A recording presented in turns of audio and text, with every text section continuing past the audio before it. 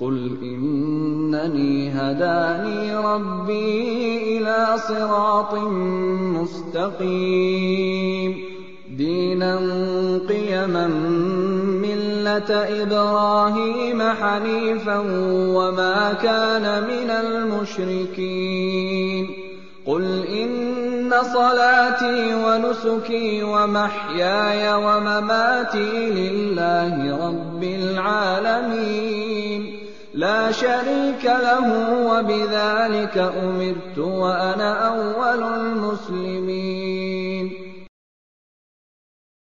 كيف نقضي رمضان؟ هذا سؤال مهم وجميل وعاوز تفصيل، لكن باختصار شديد. ما تيجوا يا اخوانا نخطو الخطوة الأولى الآن، وهي التوبة إلى الله عز وجل. نجدد التوبة جميعا. الذنوب كتير يا عم الشيخ محمد، والله ولو كانت كالجبال، لو كانت كزبد البحار، لو كانت كحبات الرمال. يا أخي أقبل إلى الكبير المتعال وأنت على يقين مطلق بأنه جل وعلا سيفرح بك وبتوبتك إليه وهو الغني عنك. دي أول خطوة. يلا مع بعض كلنا نخطو الخطوة دي، نصدق الآن. ما هو خلي بال حضرتك، الندم هو ركن التوبة الأعظم.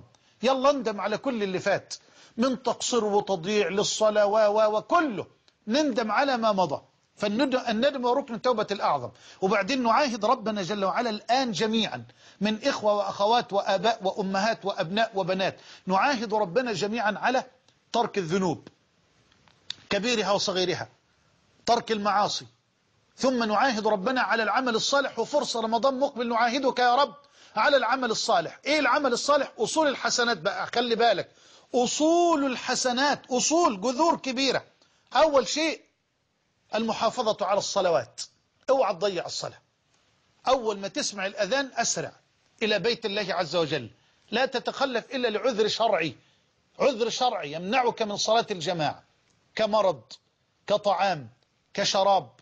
وطبعا في رمضان ما فيش طعام ولا شراب بقى. تسرع حتى المغرب تفطر على تمرات، على رطب أو على تمرات أو على ماء، ثم تنطلق مباشرة إلى بيت الله تصلي المغرب في جماعة، وترجع بعد ذلك لتتناول الإفطار. يعني عود نفسك على هذا من أول يوم وما تخافش. يعني بفضل الله هذا من أعظم الأسباب الصحية التي يغفل عنها كثير من الناس، أن تتناول بعد هذه الساعات الطويلة يعني تمرة أو جرعة ماء، ثم بعد ذلك تصلي. هذا تهيئة حقيقية طبية علمية، أو إن شئت فقل نبوية محمدية، لهذه المعدة التي يعني تعطلت عن الهضم وعن الأكل وعن الشرب ساعات طويلة.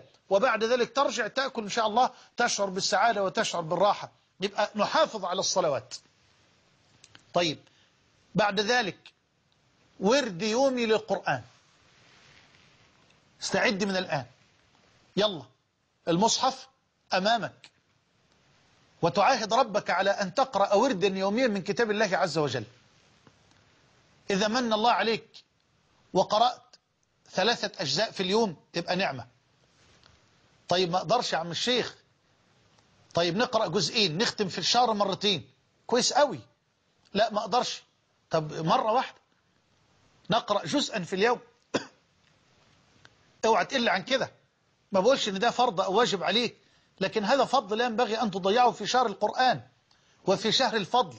وكان السلف رضوان الله عليهم اذا دخل رمضان تفرغوا للقرآن مع الصيام. طبعا الامام مالك امام دار الهجرة كان اذا دخل رمضان تفرغ لقراءة القرآن، وتوقف عن دروس العلم وتفرغ لقراءة القرآن، وكان السلف جميعا كذلك.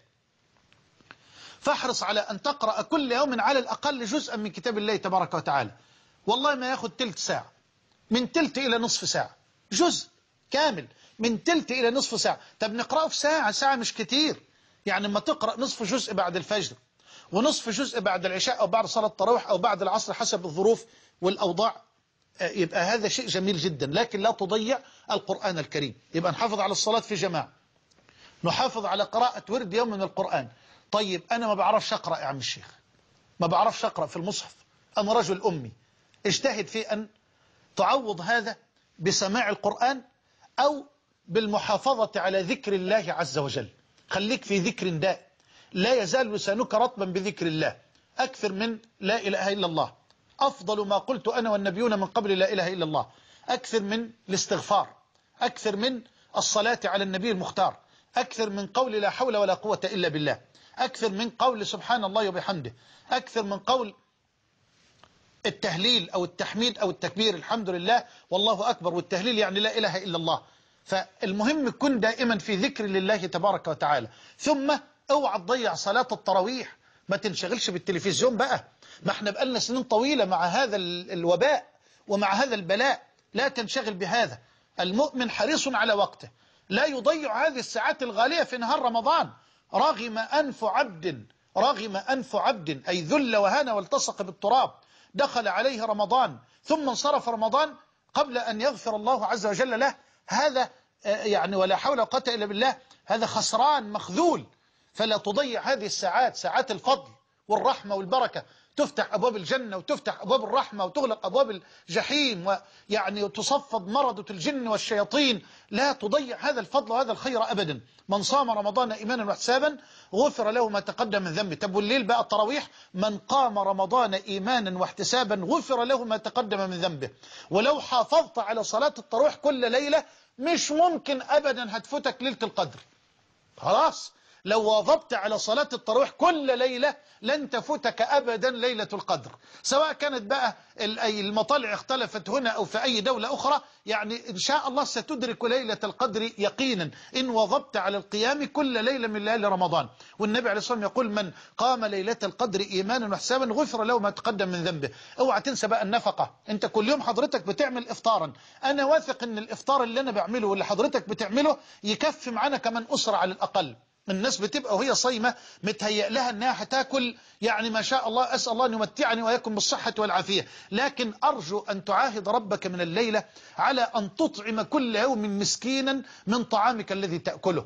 اللي انت بتعمله، طلع طبق طبيخ وطبق رز من اللي انت بتعمله كل يوم لأسرة فقيرة. عاهد ربك على هذا، لأن النبي عليه الصلاة والسلام كان أجود بالخير من الريح المرسلة، وكان أجود ما يكون في رمضان حين يلقاه جبريل. وكان جبريل يلقى رسول الله صلى الله عليه وسلم يعرض عليه القرآن، فكان أجود بالخير من الريح المرسلة حين يلقاه جبريل. وربنا جل وعلا يقول يا ابن آدم أنفق عليك، فأنفق، تصدق على الفقراء وعلى المساكين وأنت في شهر الفضل والخير.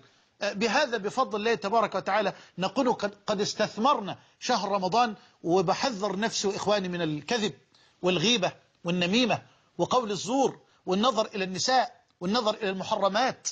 من لم يدع قول الزور والعمل به فليس لله حاجة في أن يدع طعامه وشرابه.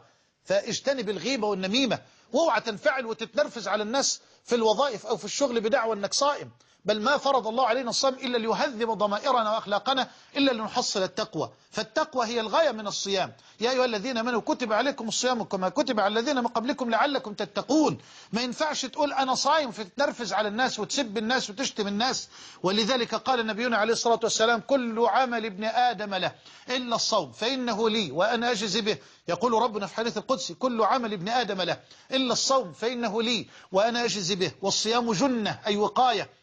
فإذا كان يوم صوم أحدكم فلا يرفث ولا يصخب، فإن سابه أحد أو قاتله فليقل، قل له كده، ارفع صوتك بقى وقل له، فليقل إني صائم إني صائم إلى آخر الحديث. بهذا إن شاء الله بالأمر ده يعني نستطيع أن نستثمر رمضان استثمارا يرضي الرحيم الرحمن، لنحصل التقوى التي من أجلها فرض الله الصيام. يا أيها الذين آمنوا كتب عليكم الصيام كما كتب على الذين من قبلكم لعلكم تتقون. أسأل الله أن يرزقنا إياكم التقى والعفاف والغنى، إنه ولي ذلك والقادر عليه.